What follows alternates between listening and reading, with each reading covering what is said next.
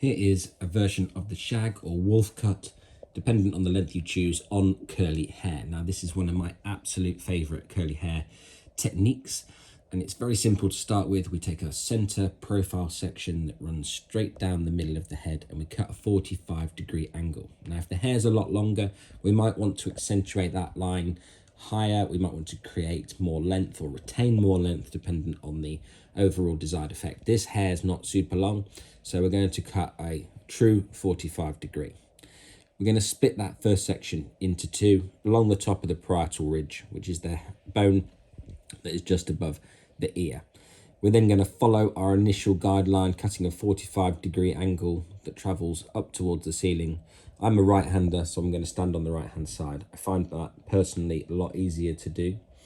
With regards to the next section, we're going to take all of that hair and we're going to over-direct it towards ourselves and incorporate it into the previous section. We're going to cut this whole side of the head in just 3 sections.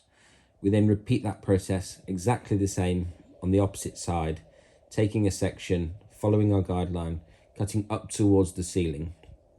We then take our whole side section again and over direct that hair back towards the center.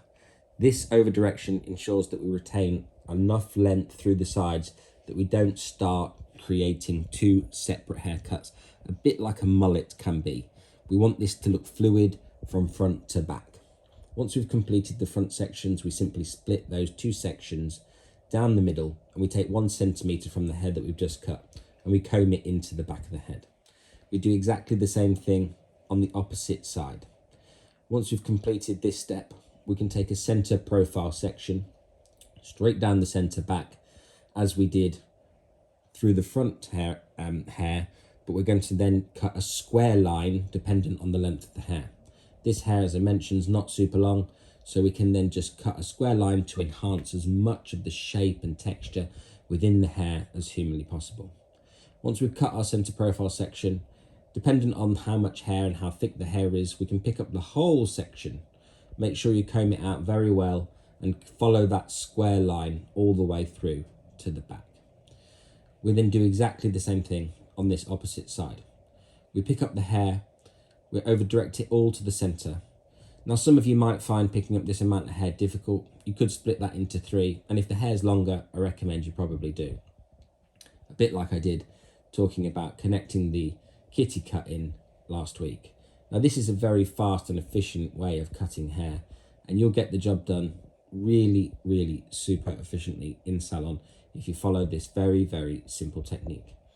Now there's one other thing that I like to do. I like to ensure that the sides of the hair are blended in to the length. So I just freehand bring the hair forward and just ensure that I've got a nice diagonal line that is over directed away from the face, that is fluid from front to back. This means that I am 100% confident that I'm not going to end up with a lot of hair around the ears and in the front and not a lot of connection to the back of the hair. And this is the finished result. I really, really love the way that it transitions from lots and lots of curls at the front there, lots of movement, lots of texture, and down into the shape that follows into the neck area. The sides just diagonally travel backwards into the length, giving loads of movement, loads of texture. One of my absolutely favourite curly haircuts. Hope you've enjoyed this one.